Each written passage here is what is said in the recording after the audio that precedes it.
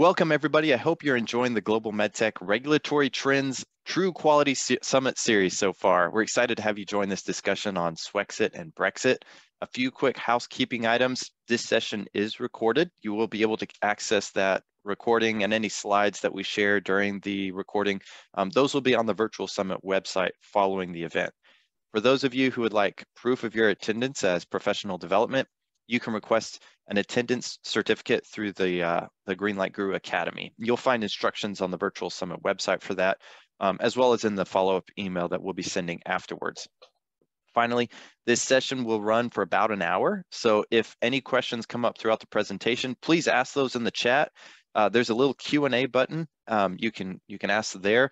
That way I'll be monitoring those throughout the discussion, and I'll try to intersperse those throughout our conversation. So definitely do that.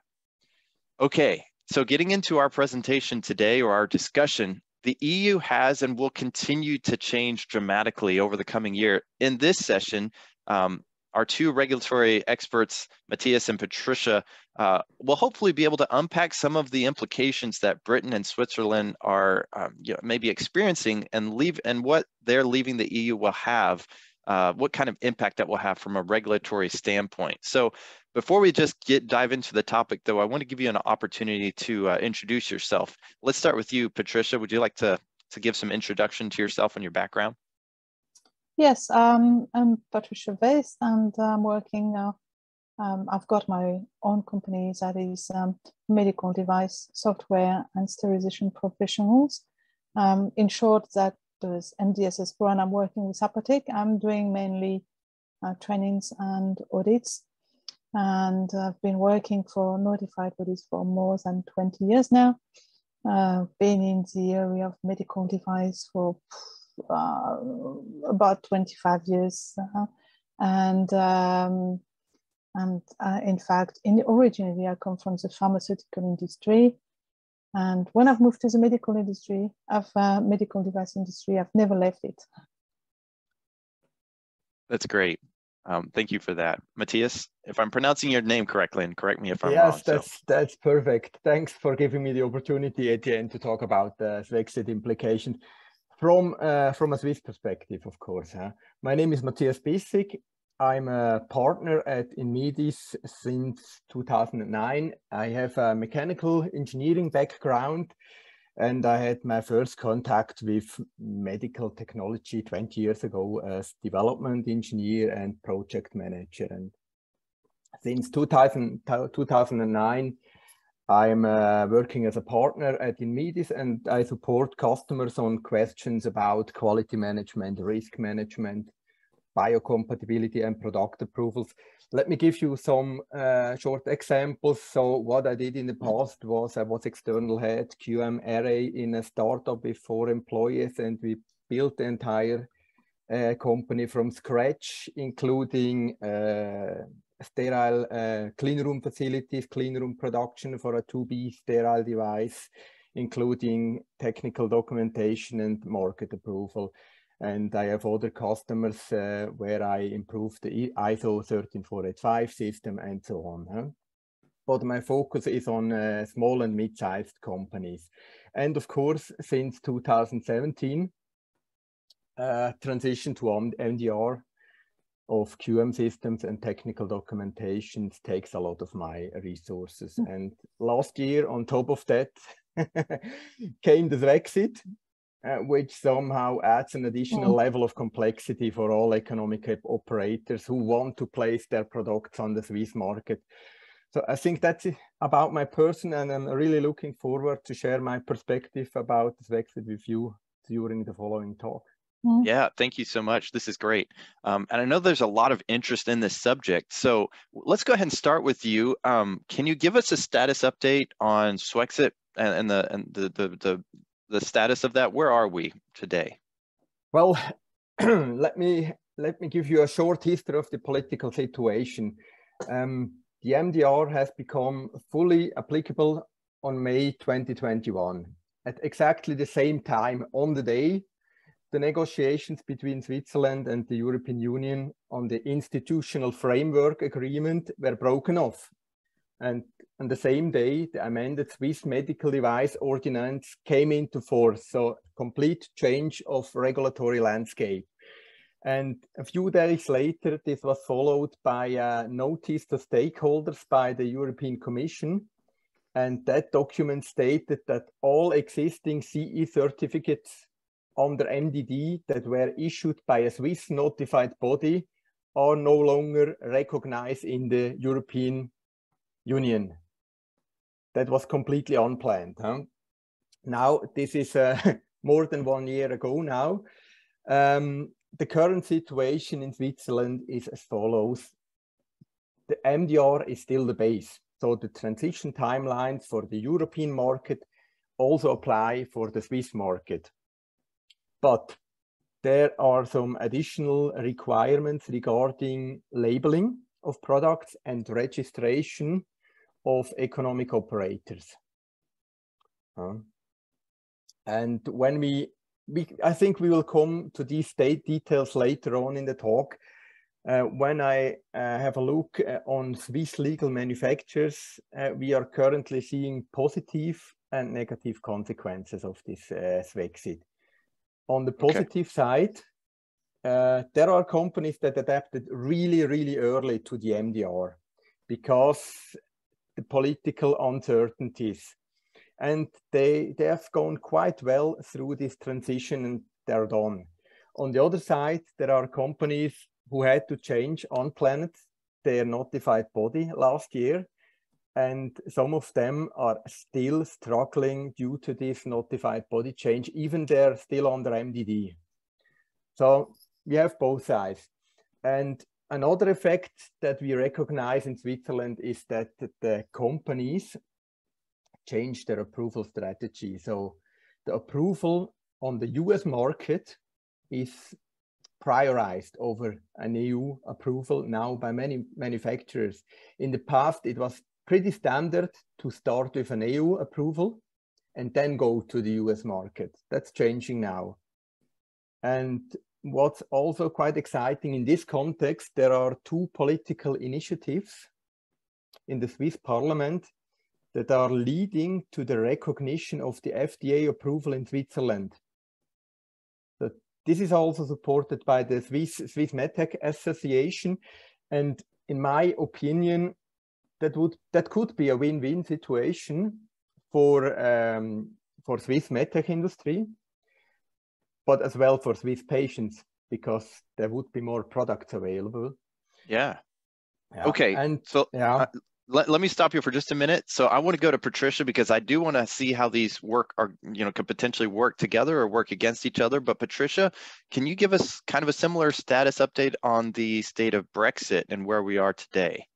Oh yeah, quite a difficult situation in UK because everybody is struggling for a number of reasons. So first is the UK regulation. So as UK has left Europe, just when the MDR was going to go in force,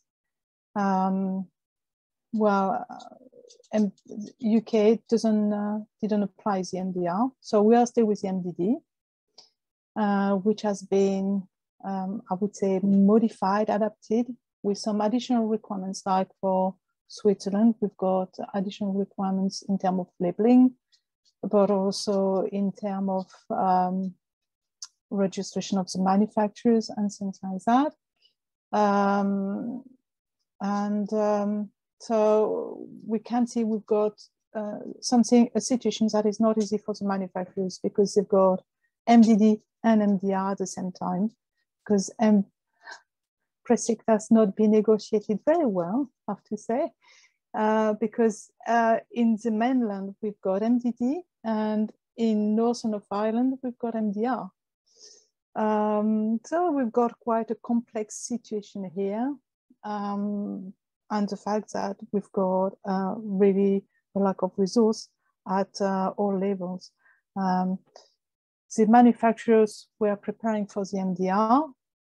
And in fact, we'll see later in the presentation, but there's a deadline for the for the UKCA is arriving at the same time as the MDR, actually.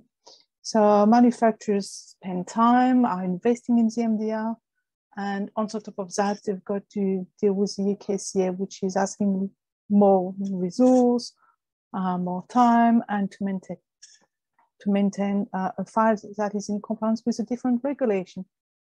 So quite a complex situation.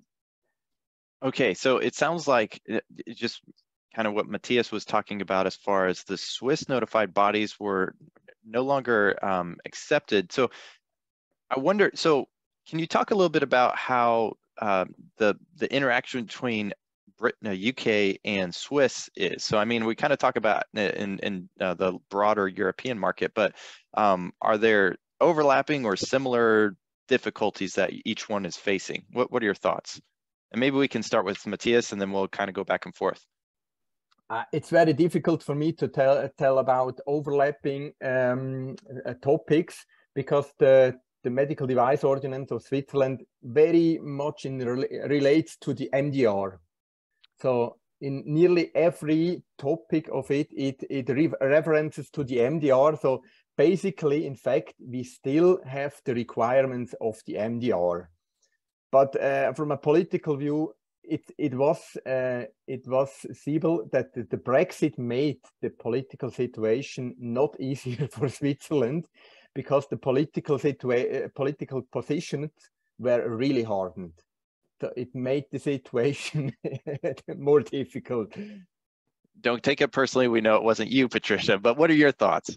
No, it is a difficult situation, because on both sides, from a European point of view, they are not accepting the UK notified body anymore. So all the notified bodies in UK had to find somewhere to go in Europe to have another location to still be a European notified body. And at the same time, UK is in a difficult situation, because they can't say, no, we are not accepting CE mark, because that means there is no product on the market, or not enough product on the market. So they came to the conclusion that they have for a while to accept a CE mark product, and it's ending next year, and to give a bit time to everyone to adjust with the situation. And that's exactly what they were saying. The manufacturers have to adjust with the situation, because it was not really something that was expected to happen so quickly. There's a question in the chat from Jan, and I'll direct it to you, Patricia. Any thoughts on a sell-off period allowed in the UK? For example, sell delivery devices to a UK distributor before the end of June 2023, and the distributor sells them off to direct customers July 1st, 2023 onwards. Any thoughts on that sell-off period? So legally, products with CE mark are accepted until the 30th of June 2023. So from the 1st of July, they should have this UKCA. Now, it is true that there is no clear position and situation and answer from MHRA or the government on what happens for the distributor who got already some products in their warehouse in UK. Can they still, after the 1st of July, sell these products that are CE marked? There is a definition that can be found on the government website about placing the product on the market. And if you look, so it's a general definition for all goods, not just medical device.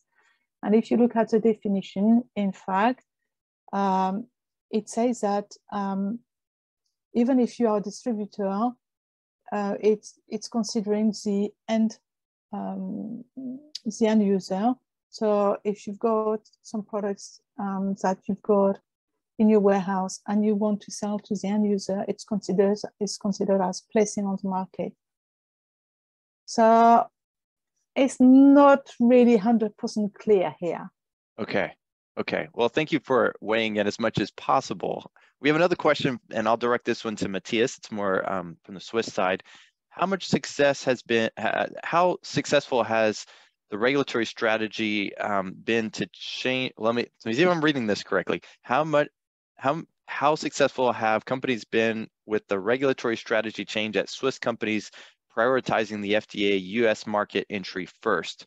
And what are the key challenges the Swiss and European companies are facing when they decide to enter the US market first?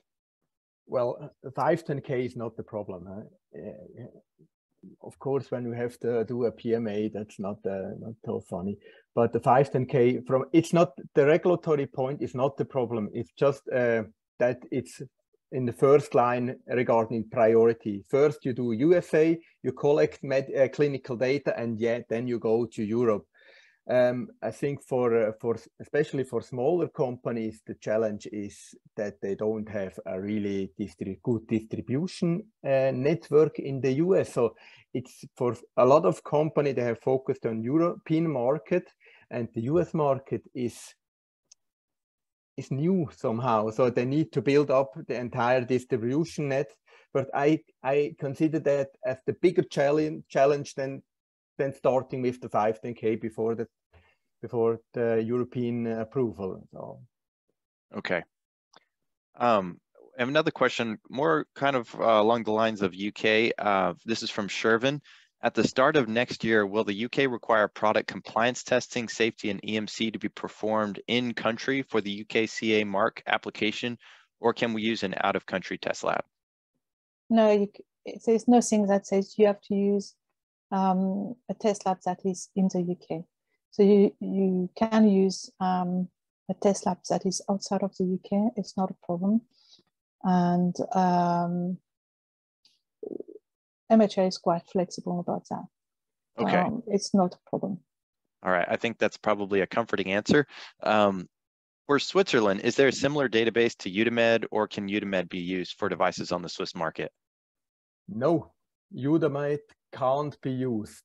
So Swiss medical companies that sell in Switzerland and sell in the European Union, they need to fill in the future two separate databases. So currently, Swissmedic is working on a medical device database that should be similar to the Udamed. Swissmedic told that they will tell the roadmap this summer.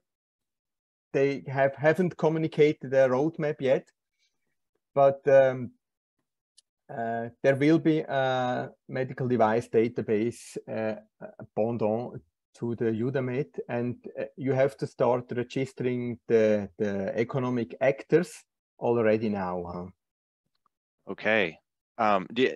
Just quick follow-up on that. Do you have any insight if it will be similar to Udamed, or I don't know if you're familiar with the good ID that the FDA has? There's differences, but I assume it'd probably follow EU MDR. Yeah, I'm just not aware about the details. On the Swissmedic homepage, there's a statement that the database will be similar to the Udamed. Okay, and that's fair. You know, it took the EU MDR a long time to roll that out, so it makes sense that it will take some time.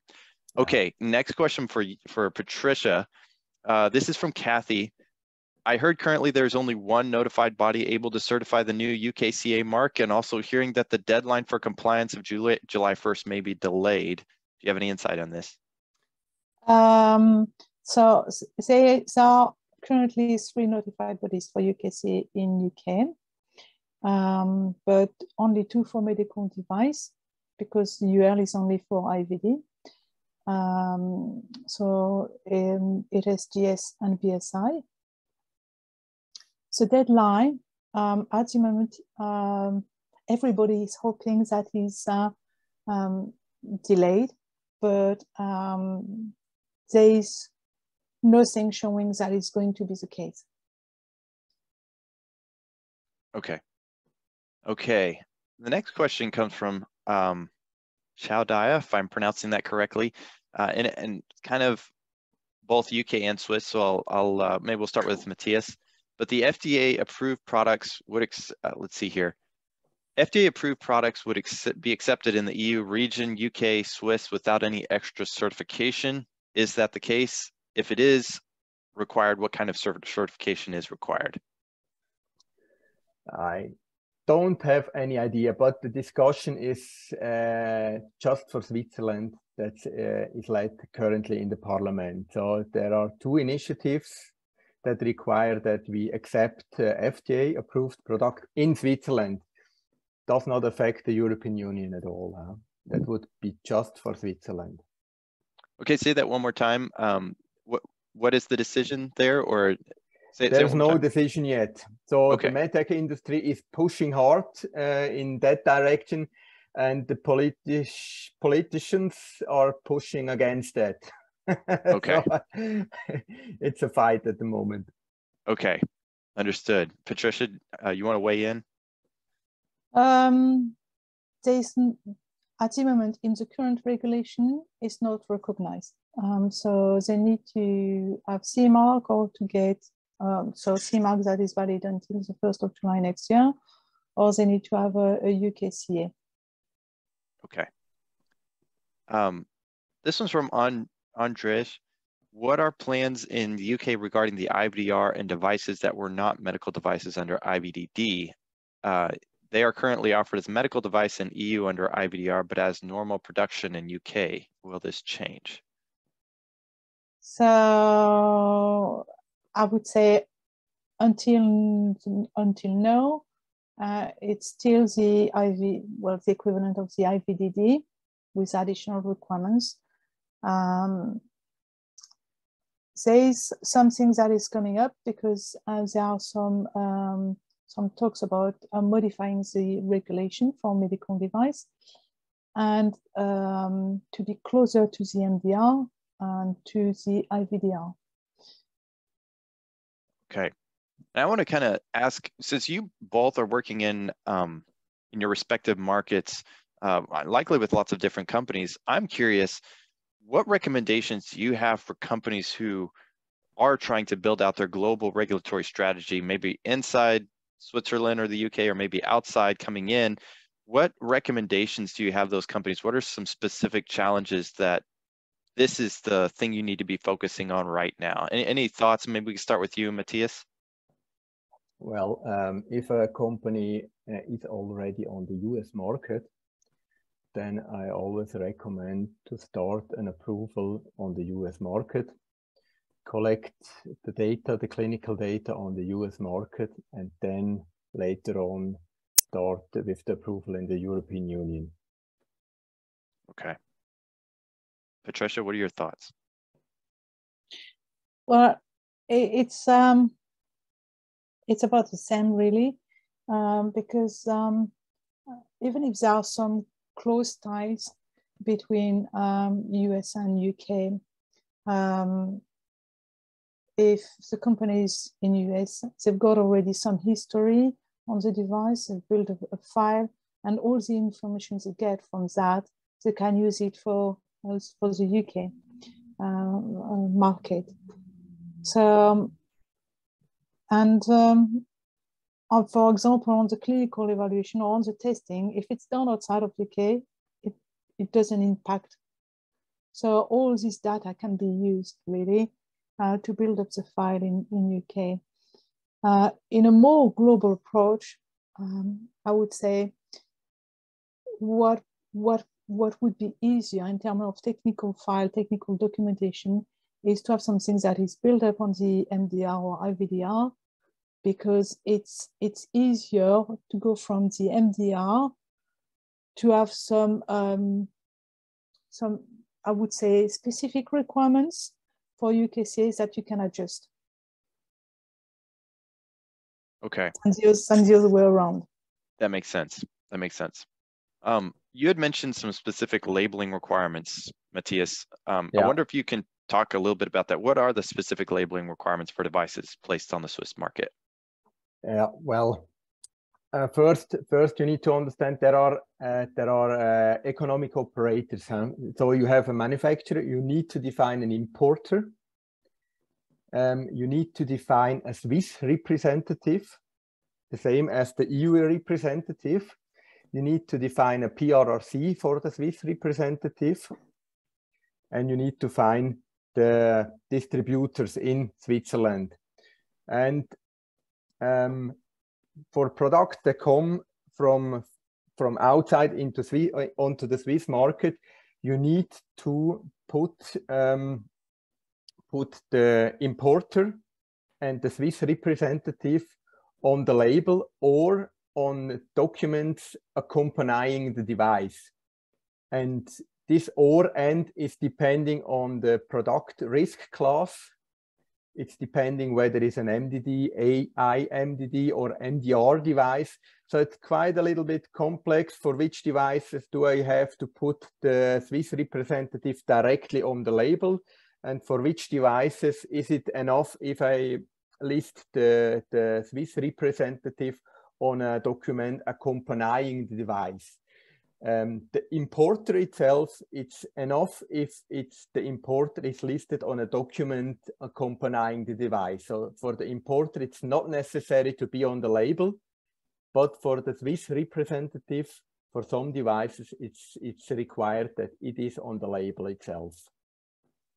Okay.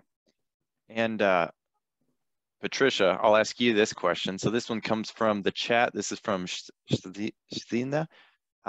Do notified bodies in the UK need to review technical documentation for IVDs also, or is it only for medical device to obtain UKCA mark? No, all devices, IVD and medical device needs to have UKCA. And in fact, any product that is going on the UK market needs to have UKCA. Okay. Now, this one comes from Chaldaya, and it's a question probably everybody would like to have an answer to. So feel free to just give your opinion if you like, however you want to answer this. But is there a near future one standard for global medical devices, irrespective of the region? No. Unfortunately. Unfortunately, absolutely. That would be cool, but no. Yeah, I think it's something we all would like to see. Patricia, I don't know if you wanted to weigh in a little bit on that, or what are your thoughts? It's well, because I've been working on it. It's a bit difficult between MDR and the FDA because it's two different approach. Companies that are the common point I would say is ISO 13485. Because you find it in the MDSAP, which is recognized by the FDA and which includes different type of countries, and and Europe. So it's a common base for the quality management system, which is already a good start.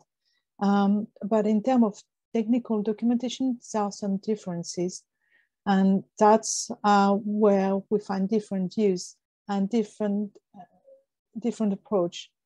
And it's so different between the MDR and the 510K, for example, that it's very difficult to have something that is in common.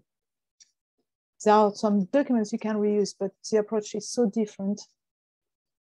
Yeah, and not to weigh in too much myself, but I know as medical device professionals, we might see that quality is quality wherever you are in the world. However, people are people wherever they are as well, and they have their thoughts that this is the best way of doing it. And they, in some ways, it's a good thing. If one person is trying to evolve and progress quality, we're all learning from each other. So it makes sense that we may not always be on the same page at the same time, but it would be cool. And another thought, I have the impression that for some countries, it's the regulatory is another kind of market protection. So I think the political interest is not there to homogenize everything. That's fair. That's a fair statement, I think. I did get a correction in the chat. So we asked about, and this is for you, Patricia, the UKCA mark You mentioned that UKCA mark is required for IVD and medical devices both. However, I think the question was, is assessment of technical documentation by an authorized body required for IVDs in UK? So I'm not specialist of IVD, but from what I know, there are different class of products, and the higher risk of classification of products needs to be reviewed by a notified body because you need a number associated to the UKCA. Okay. All right, so let's move on to another question. This one's from Creighton. He says, we have a CE mark certificate according to MDR 2017-745. Can we continue to place the product on the market after June 30th, 2023 for that 5 years? So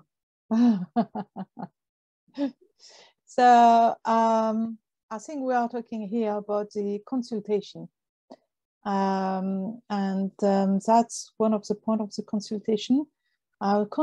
So there has been a consultation end of last year in UK to change the regulation.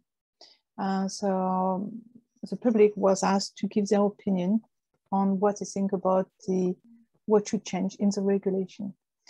And beginning of this year has been the result of this consultation has been published, and a little bit later with the answers of the government.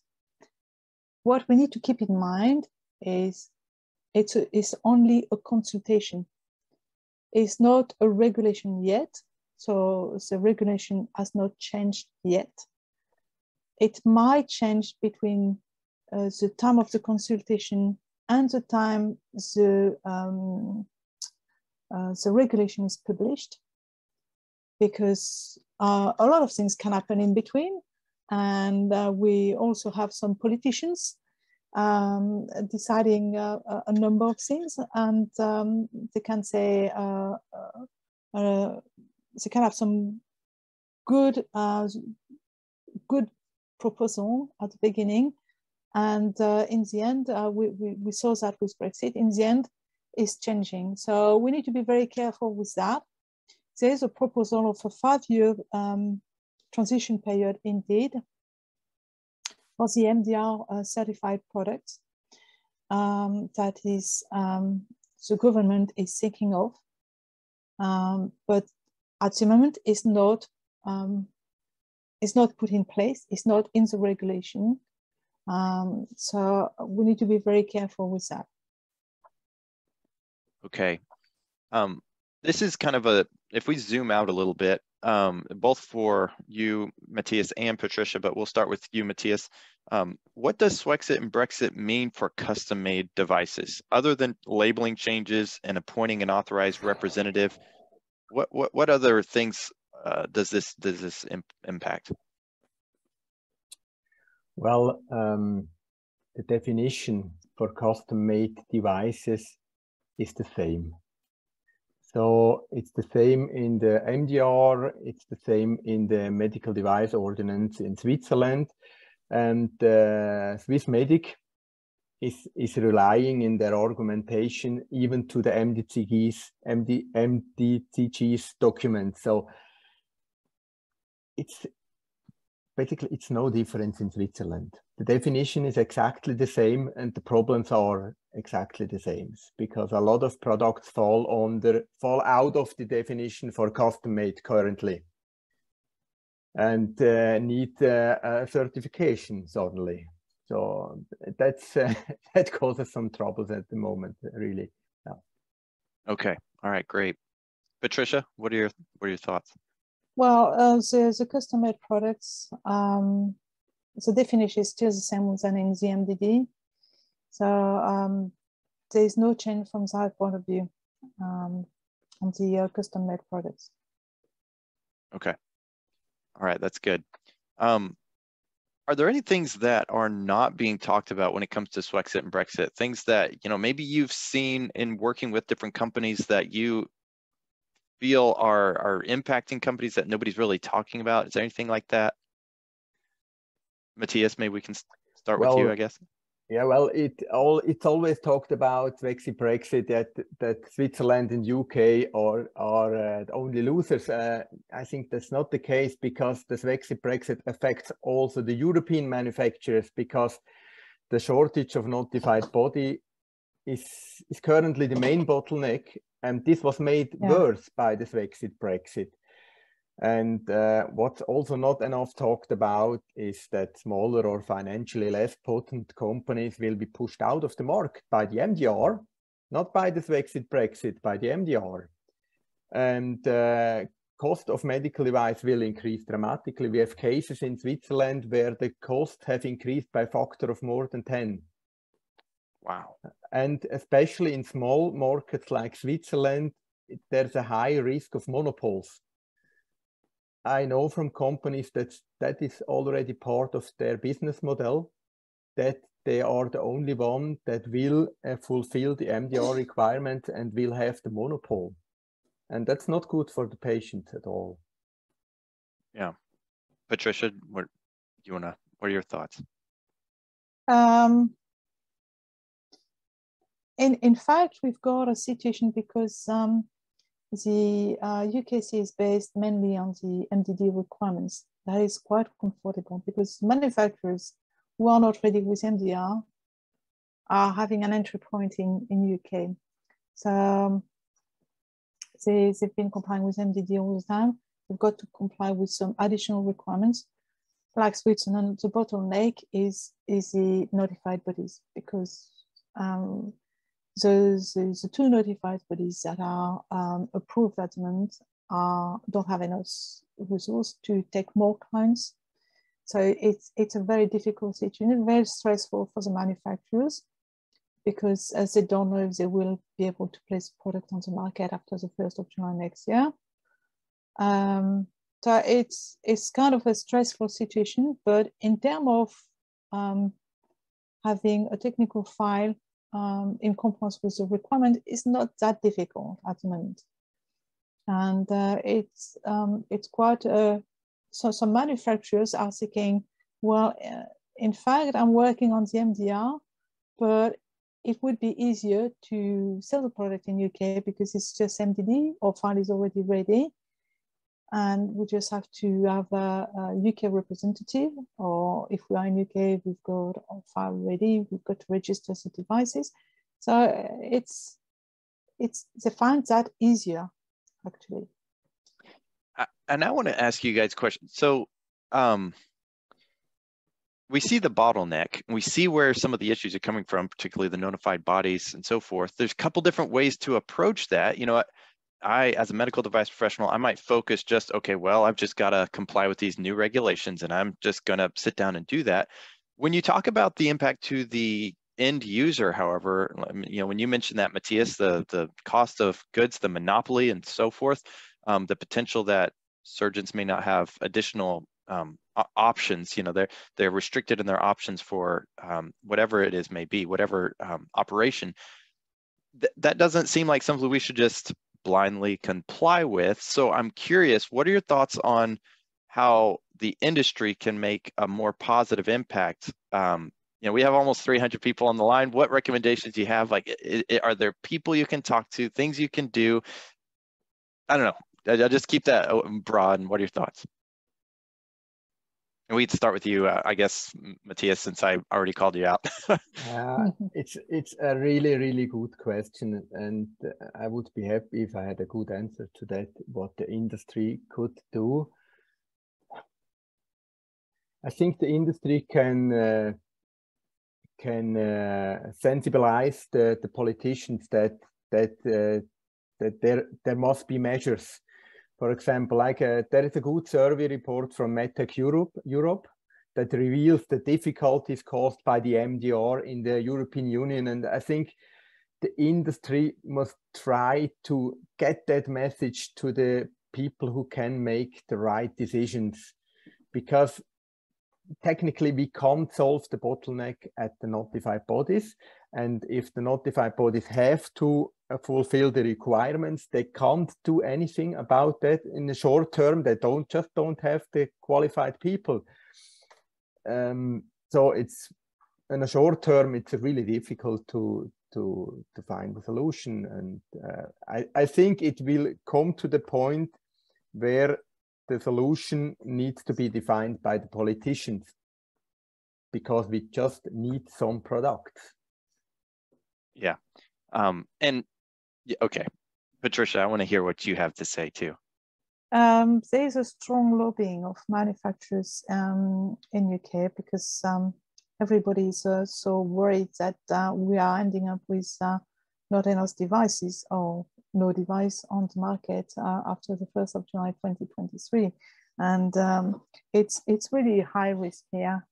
So there's a strong lobby of the manufacturers to move, to do something about the situation, because we just can't sit there and wait that the 1st of July happens and to say, oh, we've got no device on the market. What do we do now? But so far, there has been no answer from the government, apart in the consultation, but it's just a consultation again. But there is no answer from the government in doing something to make sure that after the 1st of July, we still got some products on the market we can use, which are safe and we can use for the patients. And it's a bit like we are waiting the last minute to do something, and it's very stressful for everyone. It would be good that indeed the politicians and the government are listening to the message that is sent by everyone, because it's not just the manufacturers, but it's also the notified bodies who are sending the message and saying, well, we need to do something about it because it's really not viable. And I think it's important to shape that message in a certain way. Not that you would want your message is not that it's too much documentation or it's too hard or it's too expensive. It's that it could potentially impact the end user and the quality of life for patients. And I think that's what a lot of us are concerned about. So that makes sense. Okay, we are almost at time, and I don't want to leave on a sad note. You know, there are difficulties that we can overcome, but I want to ask, and maybe we'll start with you, Patricia, what's the one thing you really want the audience to take away today, maybe from the perspective of UK? What's the one thing you really would like them to take away with, and the recommendation you have for those companies? Well, the things that I would like to tell them is take the opportunities that we are still in compliance with the MDD, because it won't probably last. And when we change for the MDR, then they will have to do the work to adapt to the MDR. So for those who are not ready with the MDR, it's a good opportunity. And the other thing is there are some notified bodies at the moment working on getting approved. And it's in the pipeline. At some stage, it will come out. Probably under pressure, because when it's a bit like, you know, the champagne. You shake the bottle, and at some point, the lid is popping out, and everything is coming out, and we probably have some notified bodies that are approved, and then we'll have some devices on the market, so it will come through at some stage. The question is when, but the more there is pressure, the more we've got chances that something is coming through. Okay, yes, what are your thoughts? The one thing you want to take away? Yeah, go ahead. Yeah, well, the one thing positive, you can still bring legacy devices on the Swiss market, so there are not big additional requirements. Just keep in mind that just the import into Switzerland is not considered as bringing on the market. There's a different definition of Swissmedic. So if you have imported the product, you need to transfer it to a distributor, and then the product is placed on the market in Switzerland, and then you can use the Selloff transfer period until May 2025. So without any problem. So it's the same transition timelines. And a last positive thing is I think Swissmedic, so the Swiss authority, has reacted really quickly after May 21. They have some really good guidance documents about this additional labeling and the registering requirements, and the registration of an economic actor costs just around 200 Swiss francs. So it's not a big deal. It's just a doing thing. So it's still easy to bring products on the Swiss market. Huh? Great. That's good to hear. I'm sure, I hope that our audience will take advantage of that. So that's great. With that, we are at time. Thank you so much, Patricia and Matthias, for sharing your expertise. This has been great. Thank you to our audience for joining us. The next session will be starting shortly. We'll be hearing from Gary Sainer and John Lorenk about UDI, Unique Device Identification. So definitely stay tuned for that. If you're not able to join us, I hope you all have a great rest of your day and enjoy the rest of the virtual summit. Thank you all. Take care.